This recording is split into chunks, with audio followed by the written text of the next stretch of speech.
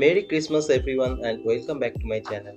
ক্রিসমাসের এই মরশুমে একটা বিউটিফুল মেমোরি ক্যাপচার করার জন্য ফ্যামিলির সাথে চলে এলাম বেলুড় মঠে।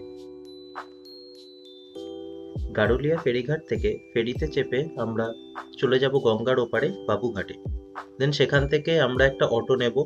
অটোতে করে চলে যাব ভদ্রেশ্বর স্টেশন, কারণ আমরা ভদ্রেশ্বর স্টেশন থেকে ট্রেন ধরে যাব বেলুড়, আর সেখান থেকে অটো বা টোটো নিয়ে পৌঁছে যাব বেলুড় মঠে। আপনারা হাওড়া থেকে আসতে হলে ট্রেনে করে ফার্স্টে চলে আসবেন বেলুড়। সেখান থেকে অটো বা টোটো ধরে আপনারা চলে আসতে পারেন বেলুড় মঠে। মাথা পিছু 15 থেকে 20 টাকা মতন ভাড়া নেবে। 25শে ডিসেম্বরের ভিড়টা জাস্ট একবার দেখুন। তখন ঘড়ির কাঁটায় 3টে 15 বাজে আর গেট খোলার সময় 3:30।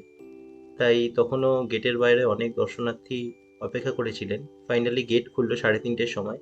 আর গেট খোলার টাইমিংসগুলো আপনাদের জানিয়ে রাখি: সকালবেলায় 6:30 থেকে 11:30 অবধি, আর বিকালে 3:30 থেকে 8:30 অবধি আপনারা বেলুড় মঠে প্রবেশ করতে পারবেন।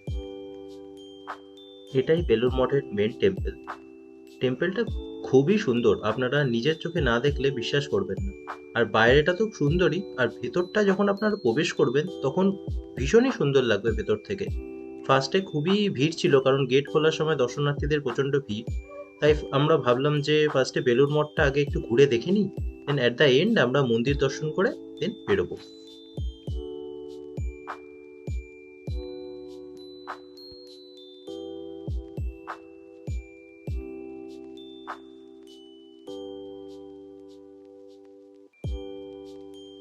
মঠের ভিতর গঙ্গার তীরে এরকম একটা সুন্দর বসার জায়গা। আপনারা কিন্তু এখানে বসে অনেকক্ষণ সময় স্পেন্ড করতে পারবেন, আর দেখতে পারবেন যে এখান থেকে জেটিগুলো ক্রমশ বেলুড় মঠ থেকে দক্ষিণেশ্বর আর দক্ষিণেশ্বর থেকে বেলুড় মঠে আসছে। এবার মন্দির দর্শন করার পালা। আর মন্দিরের ভিতরে কিন্তু ফটোগ্রাফি বা ভিডিওগ্রাফি অ্যালাউ, তাই ভিতরকার ফুটেজ দেখাতে পারলাম না। মন্দির দর্শন করে বেরোলাম, আর ততক্ষণে সন্ধ্যা হয়ে গেল।